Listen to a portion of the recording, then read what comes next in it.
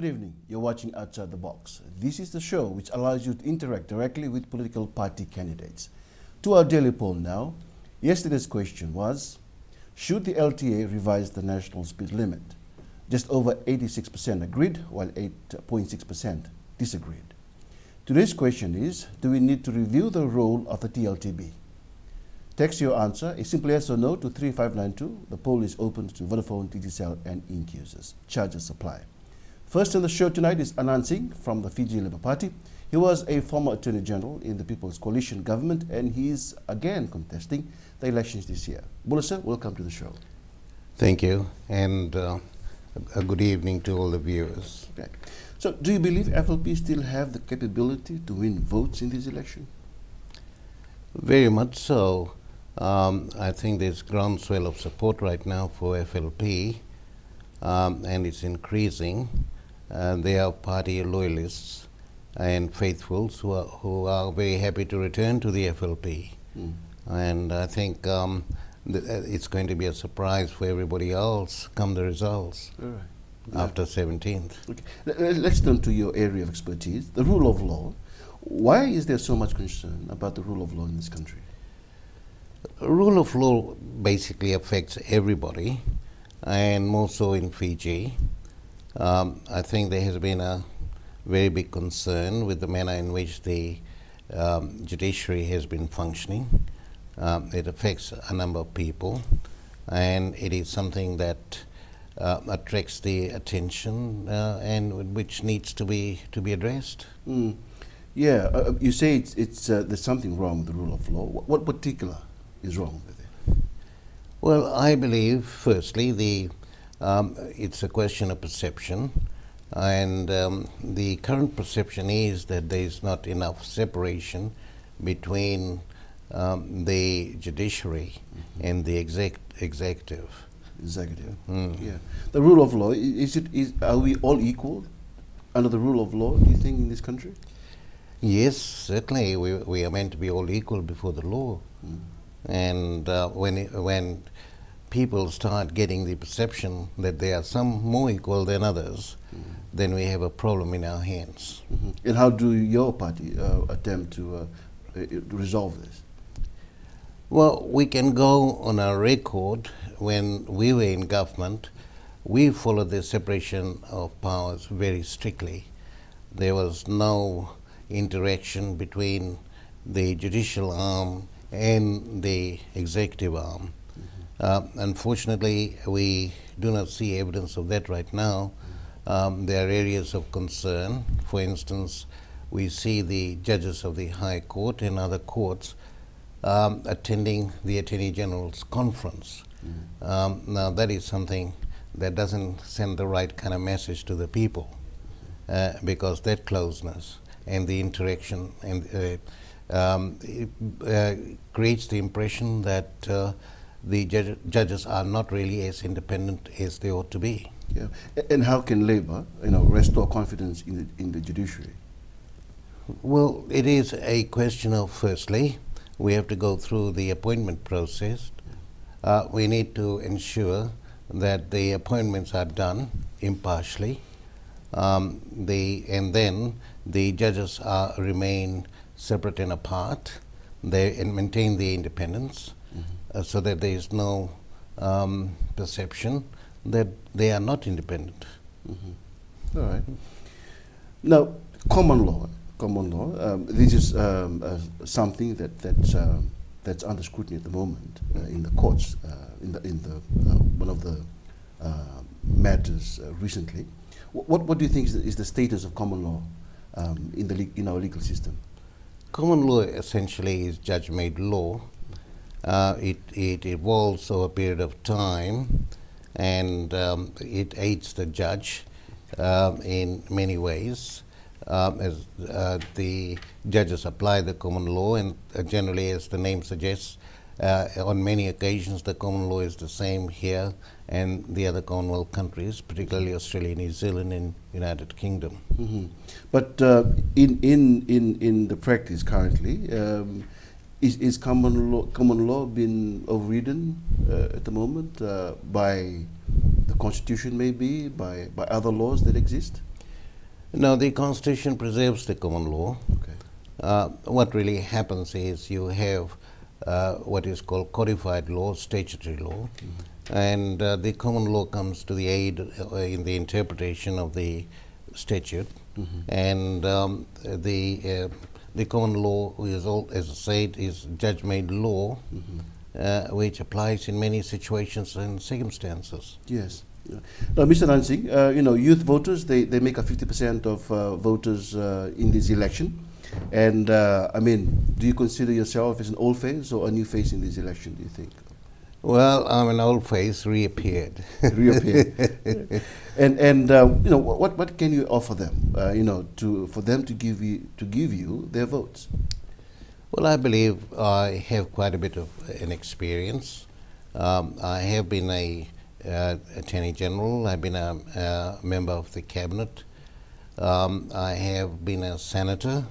And over this period of time, I have developed certain skills, and I'm quite ready to impart that knowledge and experience to the country and to the people of this country. Okay. I think we have a call on the line. Christopher, good evening to you, and go ahead and ask your question. Okay, sir. Christopher, can you hear us? Go ahead and ask your question to Mr. Anand Singh. Sir. Yeah, go ahead. We can hear you. Okay. Sir, if your party wins this thing, no, we lost him. bring the outcome to that. Okay, if your party wins, Christopher is asking, if your party wins, he's talking about scholarship. Can you guarantee those to them, to youths in this country, scholarships? Yes, certainly. We have a very comprehensive policy on education and scholarship. This has been a priority area for the Fiji Labour Party, and it remains a priority area. Okay. Mr. Anand Singh, you know, do you think the 2013 Constitution can end the coup culture? Much depends on the people who are in authority. When you look at the 1997 Constitution, we felt that would end the coup culture. It did not. So long as people who have carried out a coup, and so long as they go unpunished, the coup culture will continue. Exactly. Thank you, Mr. Anand Singh. Now stay with us. Don't go anywhere. Joining us next is Sandeep Narayan from the People's Democratic Party.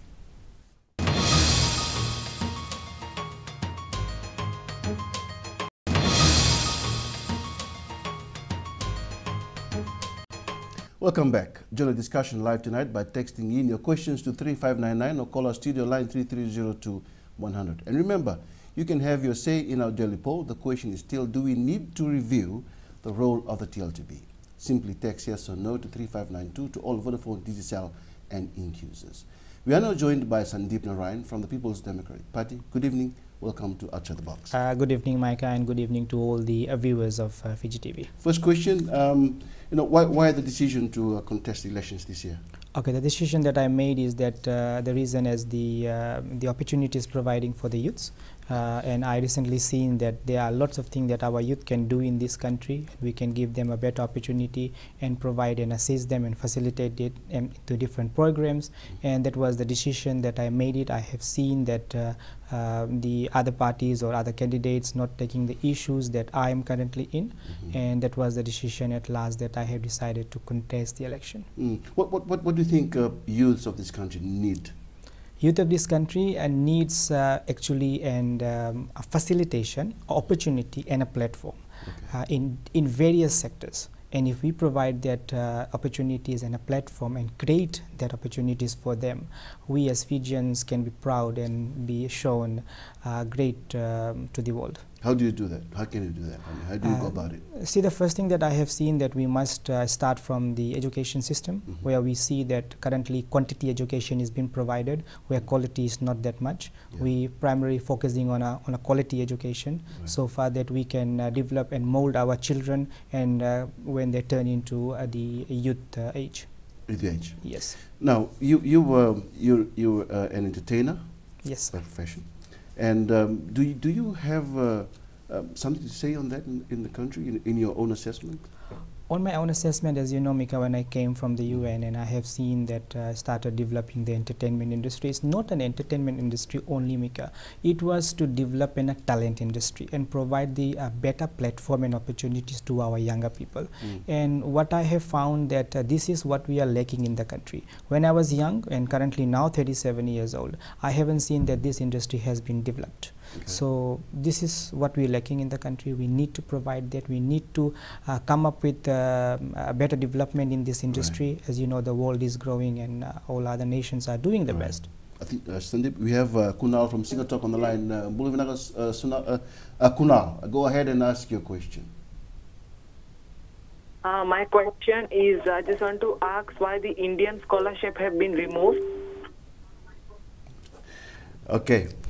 Did you hear what he asked? Yes, sir. Okay.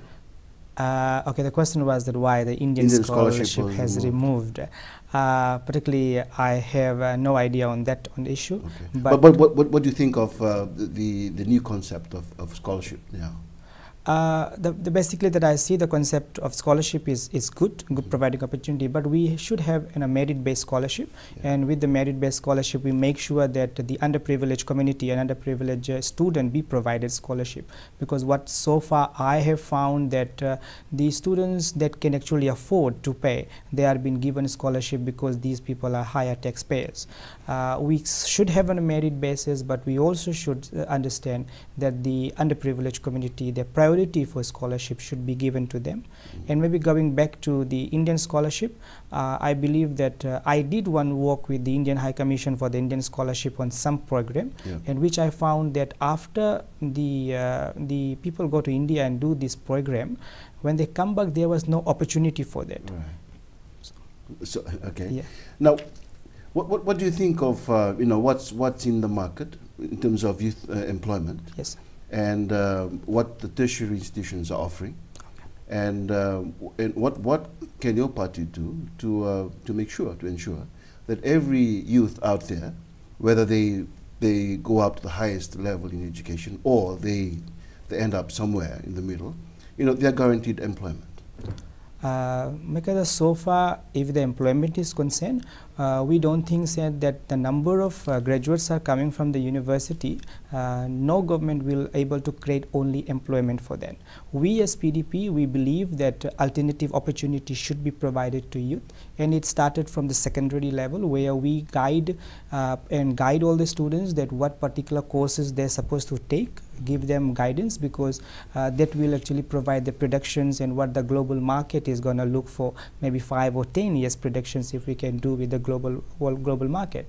And that will guide them what particular courses they be taken, and it will be given as at least an answer that you do not have a mismatch situation which we have currently in Fiji.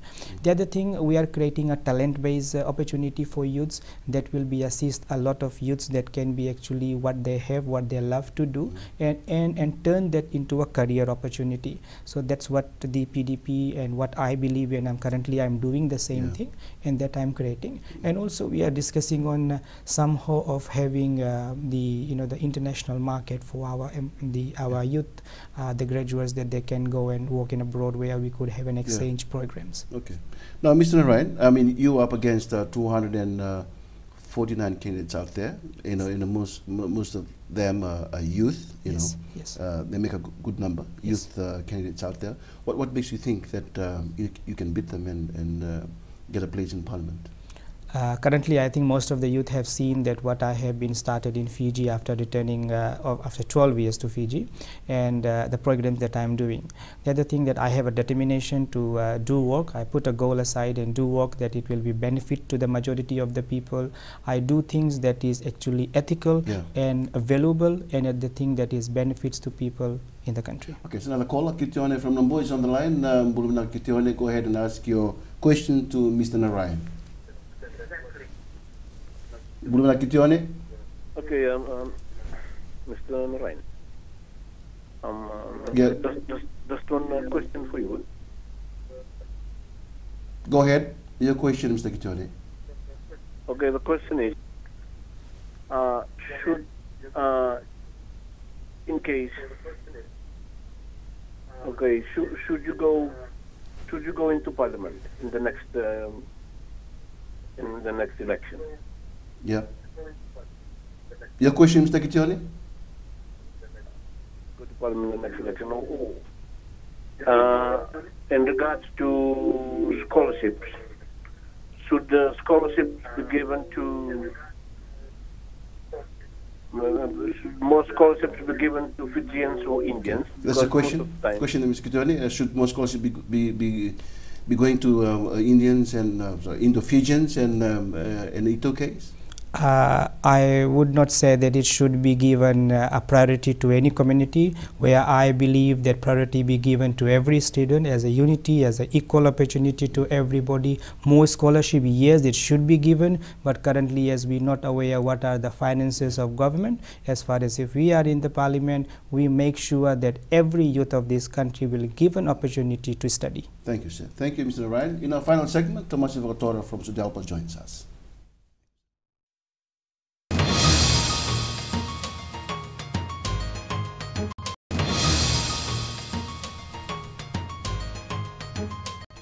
Welcome back. Remember, you can join the discussion live by texting in your questions to 3599 or call our studio line 330-2100.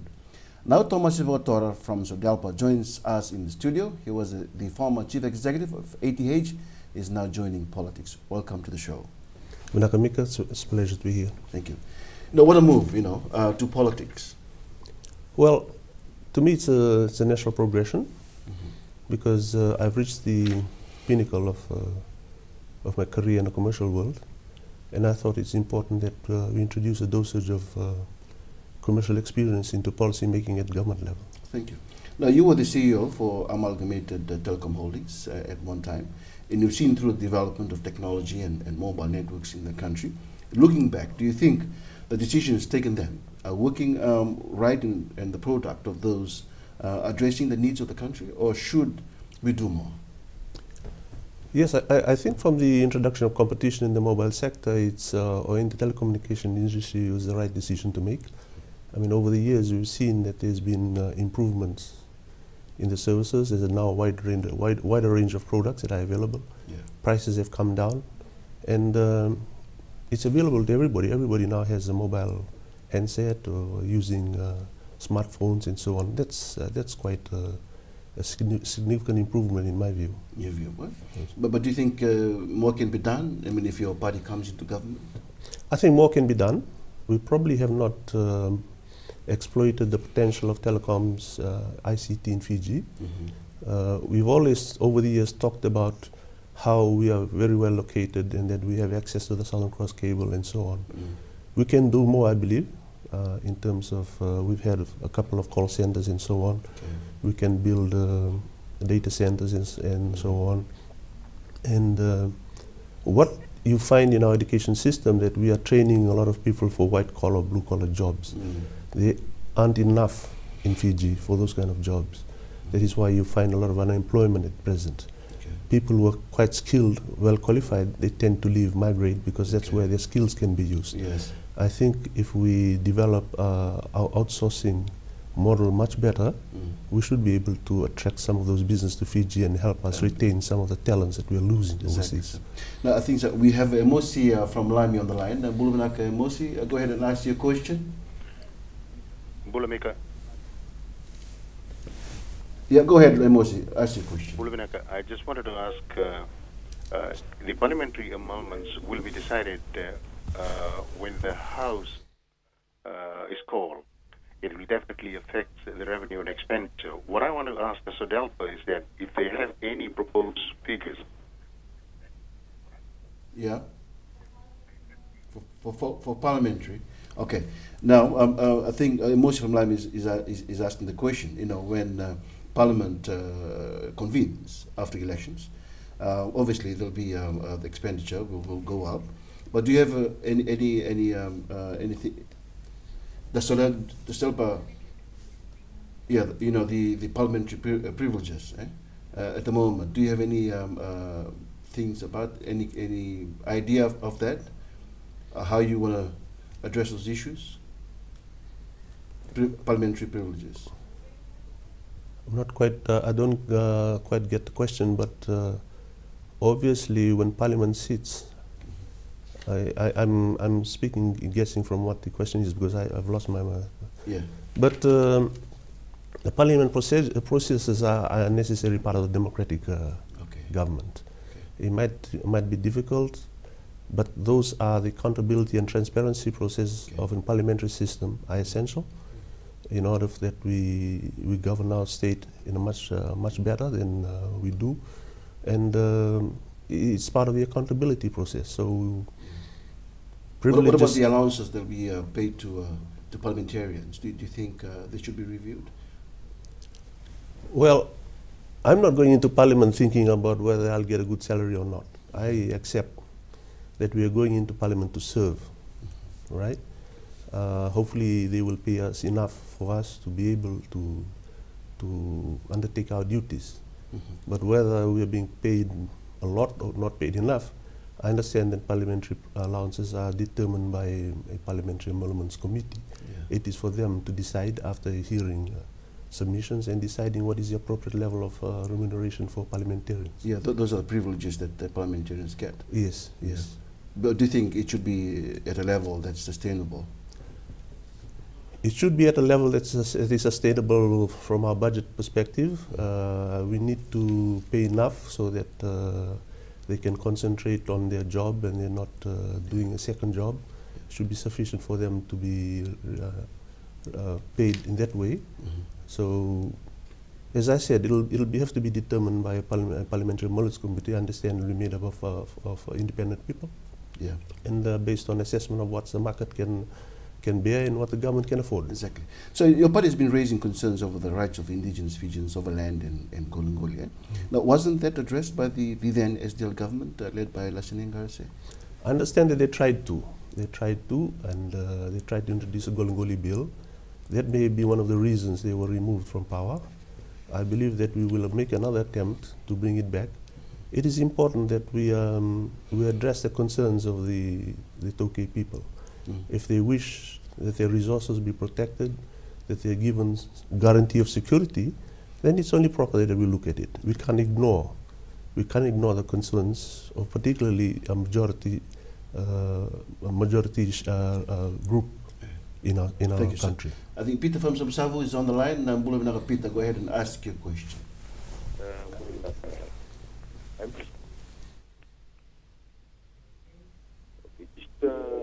One question I want to ask about the claims justice. What you will do about when you will be in parliament? Come again, Peter. Ask your question again. It's about the claims justice. You will come back again when you will in parliament. Sorry. I apologize, Peter. We couldn't hear you properly there. Maybe try next time. Do you think the 2013 constitution can end the coup culture? No, I don't think so. Absolutely not. Why? I think because of the immunity provisions, it has given confidence to the people who can undertake coups to do so repeatedly, because it gives them full. The process is quite easy in a way, because all you have to do is know that you throw away the constitution, you coup the government, then you do another new constitution, and you carry on. Yeah. It has to be stopped, and I don't think the way it's written will stop it. I think it's important that we, as you will probably gather from the SODELPA manifesto, that we have some steps in place to try and end that, including what I think is a great idea, is to have the Truth and Reconciliation Commission. So once and for all, we put behind us the anger, the pain, the suffering that a lot of people have endured in the last few coups. Thank you, sir. And that's all for tonight. Tune in again tomorrow to view the results of our poll. Remember, you can still text in your answers. The question line will be open until 6 p.m. tomorrow. Again, the question is, do we need to review the role of the TLTB? Text in your answer yes or no to 3592 for all Vodafone, Digicel, and Int users. Join me again tomorrow as we feature other political party candidates vying for your vote. Good evening.